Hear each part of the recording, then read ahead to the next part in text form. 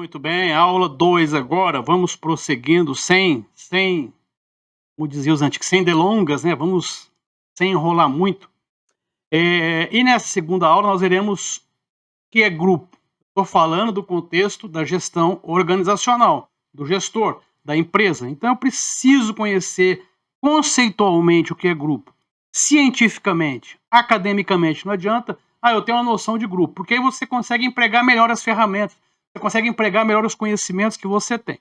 Então, nessa segunda aula, nós temos dois objetivos: conceituar grupo e caracterizar o grupo, mostrar qual é quais são as condicionantes para que se tenha um grupo, por que as pessoas gostam de estar inseridas no contexto de um grupo. Então, tudo isso nós veremos agora na aula 2. Então, nós vimos na aula 1 o seguinte: interação social.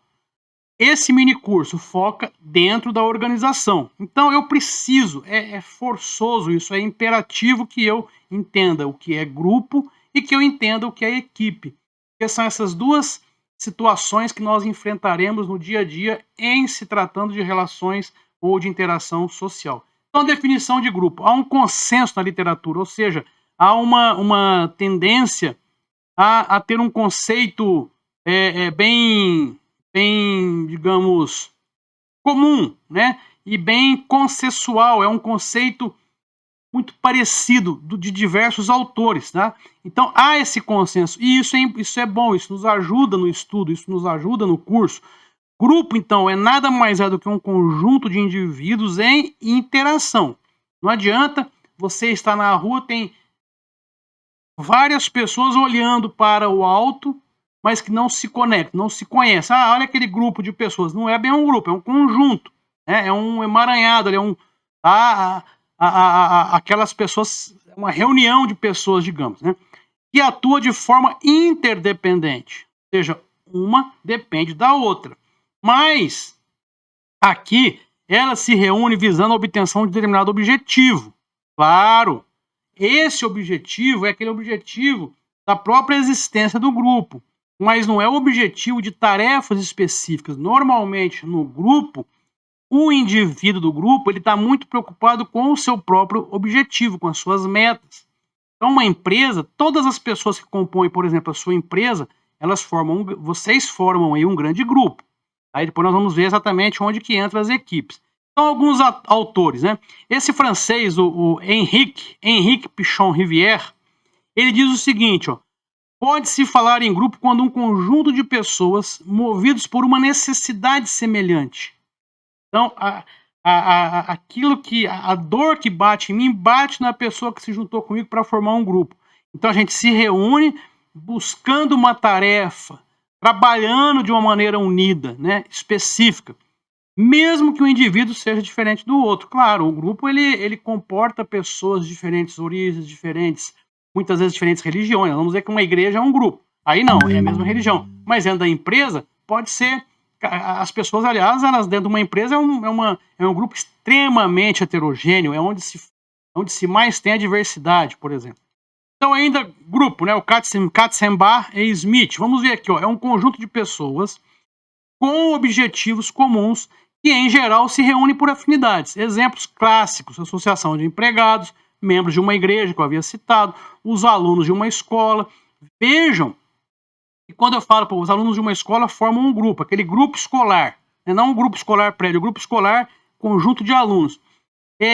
Não há um objetivo único para todos eles ali. Claro, cada um ele tem a sua meta individual, tem que passar de ano, tem que ter um bom proveito, todos querem o melhor daquela escola, mas, diferentemente da equipe, onde a equipe ela trabalha por um objetivo, a meta é o foco da equipe, o grupo não. Então isso é importante que você tenha em mente. Muitas vezes você que é um gestor, um líder, você quer cobrar resultados de pessoas do seu grupo, mas que não compõem a sua equipe, ou que estejam fora da sua ascendência, do seu comando, da sua estrutura, por exemplo, tá bom? Tem que tomar cuidado com isso. Então, sob o ponto de vista corporativo, que é o que mais nos interessa nesse minicurso, um grupo de trabalho reúne pessoas para atender o mesmo objetivo. Os participantes geralmente são o quê? Individualistas, não sabem o que o outro pensa, devido à pouca comunicação que tem entre eles. O grupo, as pessoas estão esparramadas, estão mais distantes, tem divergências, às vezes essas divergências são inconciliáveis. e a diferença dos valores pessoais acaba interferindo com o trabalho. Trabalho isoladamente com a tendência a haver uma competição entre eles. É normal quando se trata do grupo, não da equipe. Então veja que dá para a gente entender grupo como aquele conjunto de pessoas tem um objetivo macro, mas cada uma tem os seus próprios objetivos individuais, trabalhando em prol de uma tarefa ou apoiados numa tarefa, só que no grupo há uma caracterização de maiores diferenças, muitas vezes algumas que não se resolvem. Então, isso é importante entendermos para não sermos tão exigentes, muitas vezes, com pessoas que estão fora da minha equipe. Aí nós vamos ver lá na frente questão de treinamento, capacitações, desenvolvimento, isso é importantíssimo no ambiente corporativo. Um grupo, ele está muito longe do que podemos considerar como uma equipe. Então, você que é líder gestor, tem que ter isso em mente, tá bom? Para quê? Para poder você enxergar, né, onde você pode atuar para melhorar aquele ambiente de trabalho sem ferir suscetibilidades, sem prejudicar outras pessoas. A equipe você vai cobrar. No grupo é preciso ter esse conhecimento para ter esse cuidado em relação ao relacionamento e à própria interação com as demais pessoas. Dessa forma, podemos dizer que um grupo é mais do que um aglomerado de pessoas, foi o que eu falei. Não é uma reunião de pessoas, né? Só ajuntou pessoas em determinado lugar, tem um grupo. Isso não é grupo, não é conceitualmente o grupo. Pois para que um conjunto de pessoas possa ser chamado de grupo, é importante levar em conta 4 critérios. Então nós vamos mostrar quais são esses 4. Se não houver esses 4 critérios, não se trata de grupo. Se trata de um conglomerado de pessoas, uma reunião, um conjunto, né? Por exemplo, pessoas em São Paulo é muito comum, você está andando na vida, as pessoas estão paradas no ponto de ônibus. Né? Às vezes tem 20, 30. É um grupo? Conceitualmente não, é um conjunto de pessoas. Porque não há interdependência. Nós vamos ver aqui quais são os critérios. Não há a tarefa comum. Estão ali esperando um ônibus. Vamos lá. Conjunto de pessoas. Então tem que haver as pessoas. Em interação. Muitas vezes, vou usar o exemplo do ônibus, está ali parado, nem bom dia as pessoas dão umas para as outras. Interdependentes.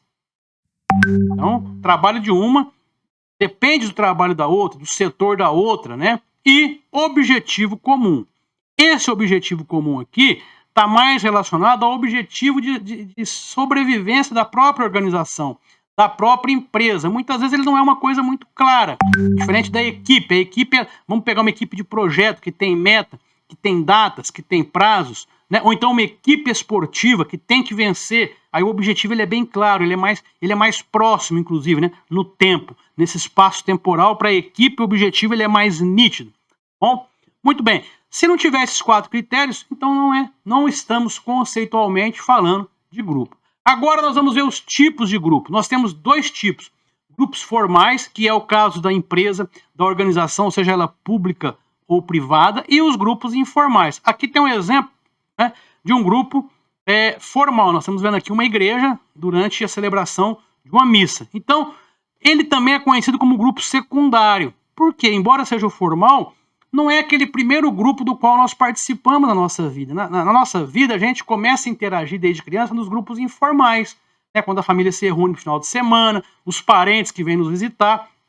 Então, por isso que o grupo, pelos autores que trabalham a administração, a psicologia, o grupo formal ele é tido como grupo secundário. As relações elas são formais e impessoais. Ou seja, você muitas vezes até pode tornar uma relação de trabalho numa grande amizade, mas a princípio ela é uma relação profissional. Se você se mudar alguém da sua cadeira e você for substituído por um colega, ele vai ter que se relacionar com as mesmas pessoas que você se relaciona. No contexto organizacional, são aqueles grupos definidos pela estrutura da organização. Está lá no organograma, né? Com atribuições de trabalho, tarefas, nos quais o comportamento das pessoas é estipulado e dirigido em função das metas corporativas, das metas da empresa. Dentro dos formais, nós podemos ter ainda grupos de comando e grupos de tarefa. Grupos de comando são aquelas pessoas que vão se reportar com o executivo, com o dono, com o CEO. Então, eu diria que seria dos níveis gerenciais, gerentes executivos para cima. E os grupos de tarefa são aquelas pessoas ou aquele conjunto de pessoas que se reúnem para executar a tarefa e podem ultrapassar até as relações de comando. O que significa isso?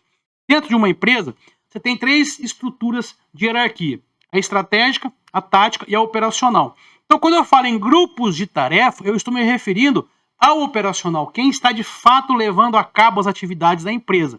Só que muitas vezes essas pessoas, dependendo do tipo de tarefa que ela faz ou de projeto, ela não se reporta só com o chefe imediato. Por isso que ele fala, muitas vezes ultrapassa a relação de comando, tem a ver com a atividade que ela realiza. E os chamados grupos de comando são aqueles do nível tático e estratégico, né, que se reportam com a direção, com o CEO da empresa. Isso aqui é importante entendermos. Para quê? Para que você, depois nós vamos ver aqui um dos conceitos que se relacionam com o grupo, é o papel, a figura. Você entender bem o seu papel na empresa. Muitas vezes eu vejo, muitas empresas que eu presto consultoria, que a pessoa quer tomar decisões que gerarão reflexos organizacionais, mudanças, por exemplo, na estrutura, um budget para aquilo que ele quer fazer, e ele não tem esse poder decisório, não depende dele. Aí ele fica frustrado. Só que ele tem que entender o papel dele. Ele está num grupo de comando ou ele está num grupo de tarefa? Dentro do grupo de comando, ele está em qual nível ali gerencial ou nível de execução, como executivo? Ele participa da autogestão, ele tem poder decisório. Se ele não tem, ele vai ficar dando murro em ponta de faca muitas vezes. E aí as pessoas se frustram dentro das organizações. Se você, por exemplo, está no grupo de tarefa, é um recém-contratado e muitas vezes tem ideias excepcionais, muitas situações é até difícil que as pessoas da autogestão acatem as suas ideias. Então é por isso que muitas pessoas se desestimulam, ficam sem iniciativa, pedem para sair da empresa, infelizmente, né? Muito bem, e o grupo informal, tá aí a figurinha que eu coloquei aí embaixo para você ver, a turma do churrasco, né? Mostrando que é aquele grupo que você se prende por outros laços, né? Por isso que ele é conhecido como grupo primário, né? O grupo formal é o secundário e o informal é o primário.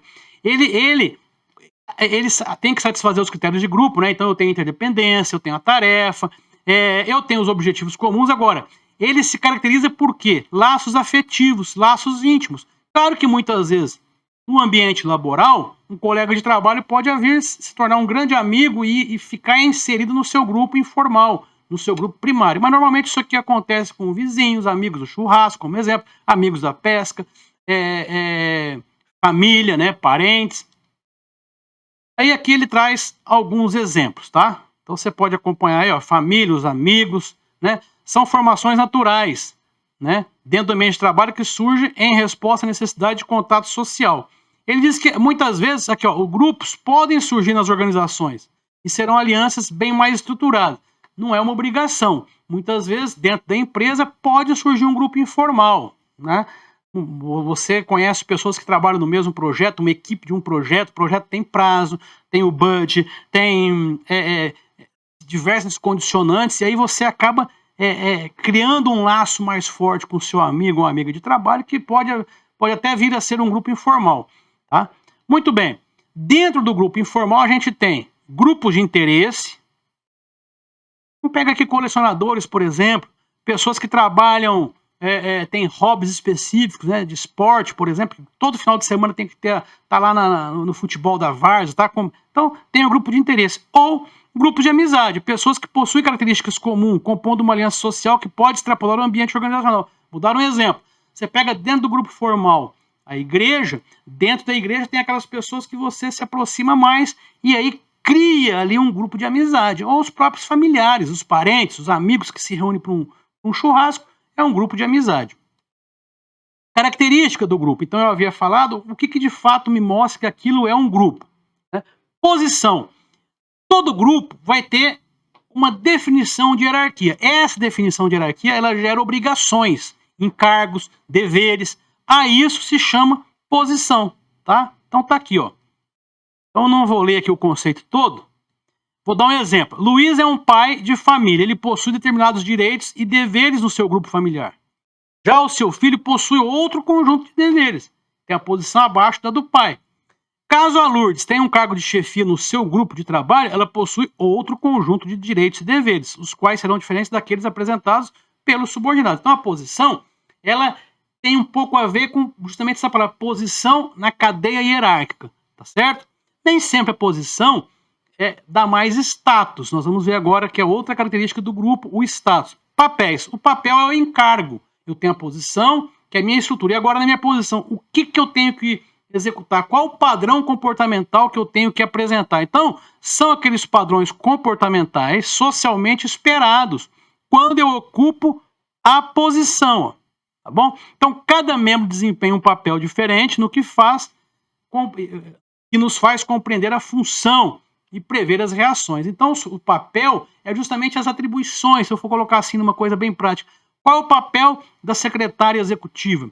Qual é o papel do departamento, do diretor comercial? Então, é definido pelas atividades que ele realiza no grupo. Outra característica é o status. O status tem a ver, de fato, com a gente... o status, né? É a posição de poder ou de fama. O cara tem determinado status. Muitas vezes, a posição em si não traz o status. Então, aqui, é a posição social definida pelas pessoas ou pelos grupos de um membro. As pessoas... o cara, ele tem um status por ser líder do grupo lá das motos do bairro tal. O cara tem um status por ser presidente da associação. Determinadas funções trazem um certo grau de status para as pessoas. Então, ela deseja ocupar aquela posição. Então, nem sempre o que está mais bem posicionado tem um status maior do que o outro. Normas. Normas a gente fala muito no curso de liderança, né? Todos os padrões de comportamento aceitáveis, compartilhados, elas podem ser escritas, podem ser verbais, podem ser pelos costumes. Então, tudo aquilo que eu tenho que seguir, que está estabelecido dentro do conjunto do grupo e que eu aceito, por isso que eu sou membro do grupo, são chamados de normas. Coesão é o grau em que os membros são atraídos entre si e motivados a permanecer no grupo. De maneira geral, quanto mais coeso for um grupo, maior será a sua capacidade produtiva. Portanto, podemos dizer que a coesão é o principal fator ligado à harmonia do grupo. Claro, se o meu grupo é coeso, ele é mais harmônico, é mais pacífico. Se ele não é coeso, eu vou ter que gerenciar mais conflitos. Então, vejam que são características, são definições, são termos que se relacionam à própria existência disso que nós estamos estudando, chamado grupo. Vantagens da pessoa ocupar um grupo. Por que eu procuro integrar um grupo? O que o grupo me traz como vantagem? Primeiro, segurança. Reunidas em grupo, as pessoas podem reduzir a insegurança de se acharem sozinhas, pois se sentem mais fortes, têm menos dúvidas, se tornam mais resistentes às ameaças. Então, veja, a gente observa, por exemplo, a pessoa quando começa a atingir uma idade, começa a ficar isolada, alguns parentes já se foram, os amigos já se foram, ela busca o quê? Grupo de outros idosos, porque ela quer ter segurança, ela quer estar inserida num contexto social. Muitas vezes pessoas buscam uma igreja para ter segurança, para não se sentir isolada, ou uma associação de bairro, ou o clube do bairro, enfim. É interessante isso, porque muitas vezes nós realizamos isso sem perceber que nós estamos realizando. Status, né? A pessoa ela quer estar inserida no contexto social, ela quer se sentir importante, ela quer se sentir reconhecida, então ela busca estar participando de um grupo. A autoestima, vejam que são conceitos totalmente interligados, né? Os grupos podem dar aos seus membros uma sensação de valor próprio, ou seja, além de demonstrar status para os outros, a filiação a um grupo faz também com que os seus membros se sintam valorizados por si mesmos. Vocês viram aí no meu currículo, eu sou militar da reserva e eu vivi muitas incorporações de recrutas ao longo de toda a minha carreira. E era muito comum os pais, às vezes, estarem mais empolgados que o filho ia servir o exército do que o próprio garoto, porque a gente percebia que o pai sentia que aquilo iria dar segurança social para a família, iria melhorar o status do próprio garoto, dar uma profissão para o menino, a autoestima. Claro que acontecia com muitos também, os recrutas, né? Mas é interessante você ter essa percepção que você, conhecendo disso, você usa isso como ferramenta no seu grupo, no trabalho da sua liderança, no trabalho como gestor. Ainda temos aqui a associação. Tem a ver com essa interdependência, né? Está relacionado com pessoas aqui. Os grupos satisfazem necessidades sociais. Né? Para muitas pessoas, as interações no ambiente de trabalho representam a principal fonte de satisfação de suas necessidades de associação. Então, pessoas que participam de grupos que têm bingo, danças, é a vida. Não dá para você criticar, ou exprimir determinado juízo de valor negativo, porque isso faz parte da própria genética humana. Lá na primeira aula nós falamos do ser humano, ele é social, um ser totalmente social. Então tá aí outra vantagem de poder, né? O poder está ligado com a autoestima.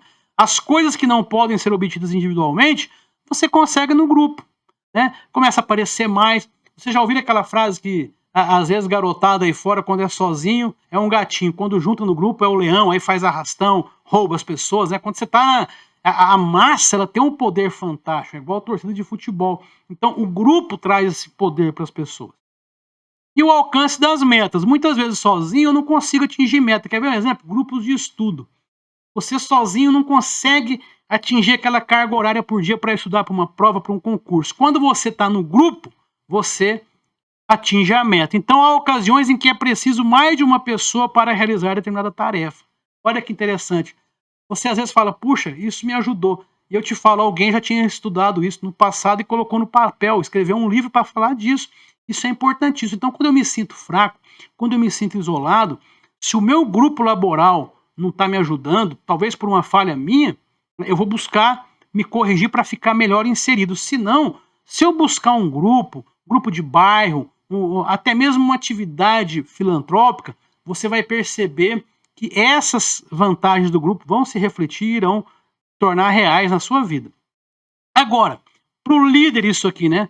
Nós precisamos formar um grupo de trabalho. Eu vou dar o exemplo do grupo de estudo. Tem que formar um grupo de estudo com os meus amigos da faculdade, ou eu vou fazer a prova da OAB, eu vou fazer um concurso.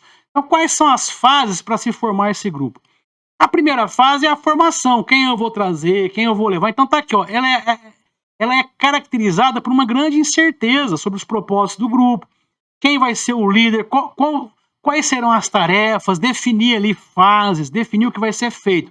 Então, essa fase da formação do grupo termina quando os membros começarem a pensar em si mesmos como parte do grupo. Então, eu trago uma pessoa, chamo um outro.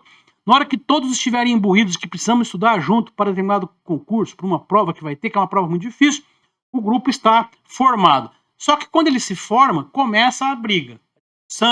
Começa um querer forçar a sua opinião, forçar a sua ideia. Essa é a chamada fase da confusão ou tormenta. Então é o estágio, né, ou a fase no qual iniciam os conflitos dentro do grupo.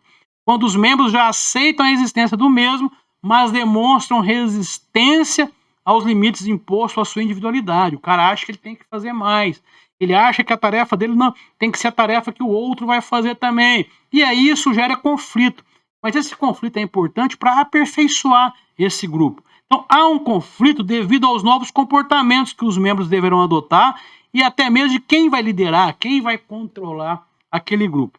Quando esse estágio terminou a fase do conflito, da tormenta, das discussões, então ele ficou bem definido quem vai liderar, quem vai secretariar o grupo, isso pode acontecer na empresa, isso pode acontecer até mesmo numa estrutura de equipe, né? Os conflitos fazem parte dessa interatividade, dessa dinâmica dos grupos, dessa dinâmica da sociabilidade.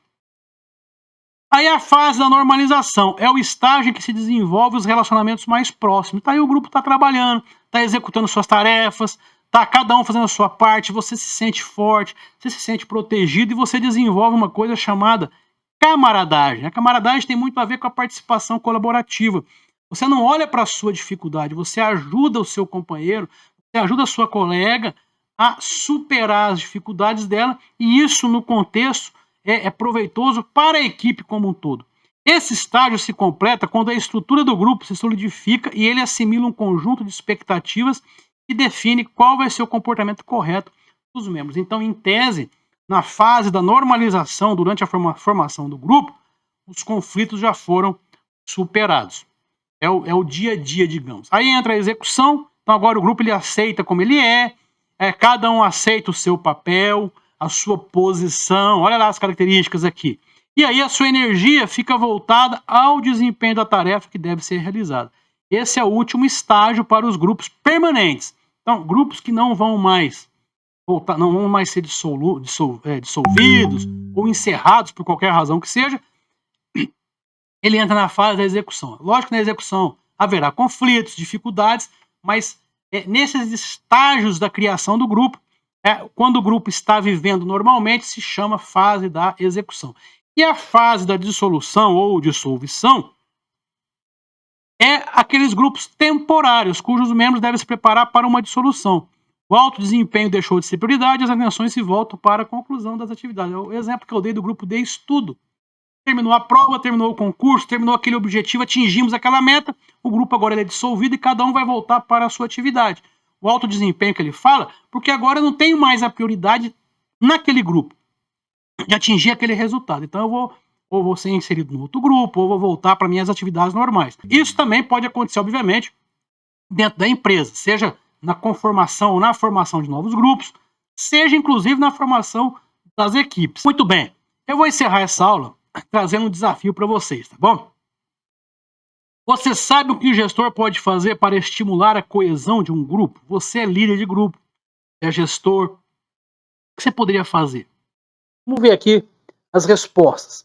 Reduzir o tamanho do grupo, seria isso? Você começa a tirar a pessoa que dá problema e fala, eu vou melhorar a coesão do meu grupo, então eu reduzo. Opa, peraí, mas essa pessoa que se eu tirar, ela é importante. Ela tem um papel indispensável no grupo. Estimular a concordância sobre os objetivos. Aí você quer que todo mundo pense a mesma coisa? Que todos pensem iguais? Será que é essa? Aumentar o tempo que os membros do grupo passam juntos? Espera aí.